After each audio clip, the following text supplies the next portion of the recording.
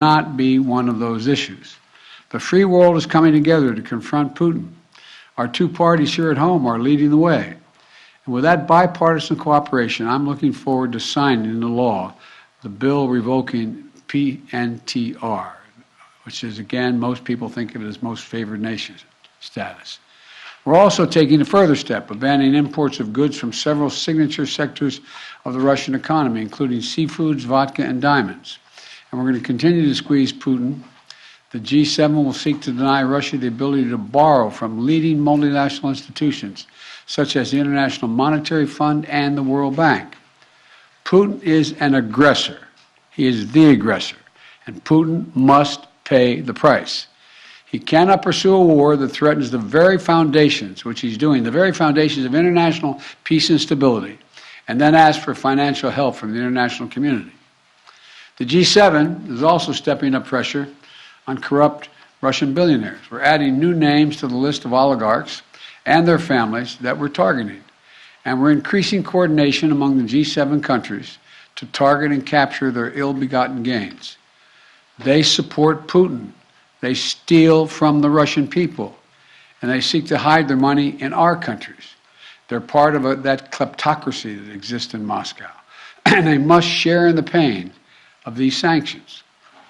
And while we're going after these, their super yachts and their vacation homes and worth hundreds of millions of dollars, we're also going to make it harder for them to buy high-end products manufactured in our country. We're banning the export of luxury goods to Russia. They're also the latest steps we're taking, but they're not the last steps we're going to take.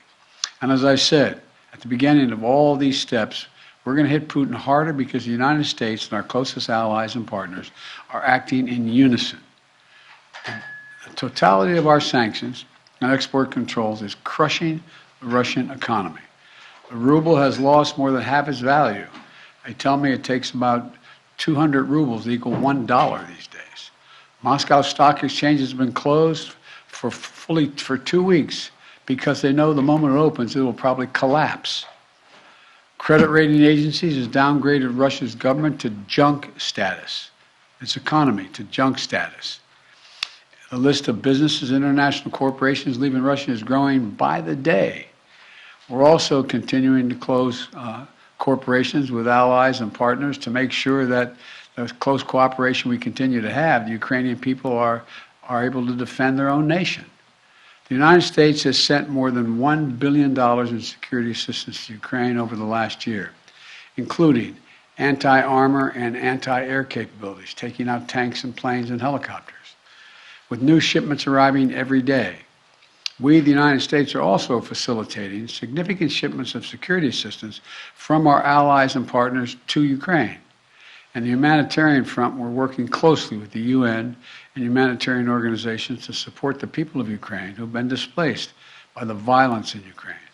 We're providing tens of thousands of tons of human supplies, humanitarian supplies, food, water, medicines, coming via truck and train every single day.